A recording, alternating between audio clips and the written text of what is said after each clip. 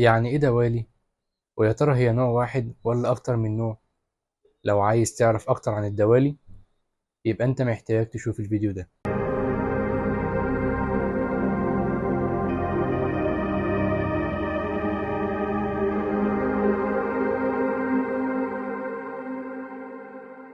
الدوالي عبارة عن انتفاخ او توسع في الاوردة، وغالبا بتحصل الدوالي في اوردة الساق والقدمين، ولونها بيكون ازرق. الدوالي بتكون متكتلة ومنتفخة.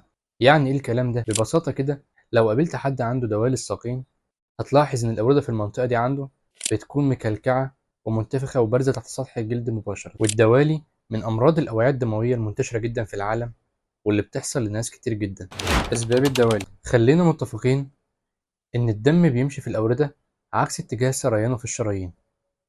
يعني إيه الكلام ده يا أبو حميد؟ الدم في الشرايين بيمشي مع اتجاه الجاذبية.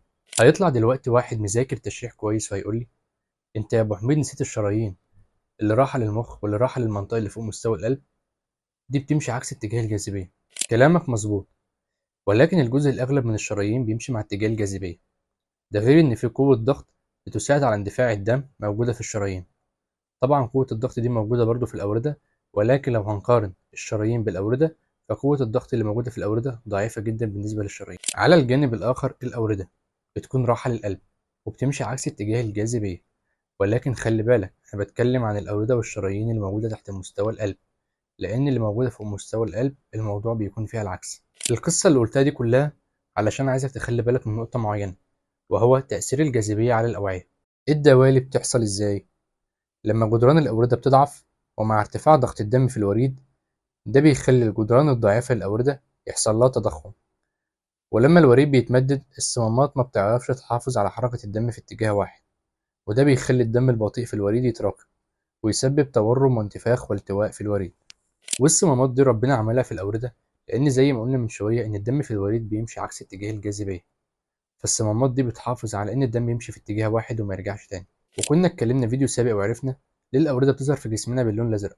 حابب بس أوضح إن الأوردة الزرقاء اللي بتظهر في جسمك أو في إيدك دي مختلفة عن الدوالي.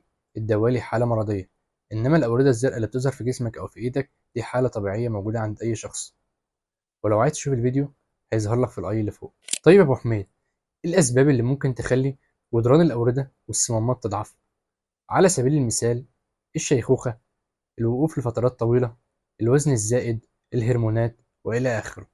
أنواع الدوالي: دوالي الساقين أو القدمين، دوالي المريء، دوالي الخصية، البواسير اللي هي دوالي منطقة المستقيم والشرج، دوالي حول منطقة السرة، دوالي في منطقة الحوض.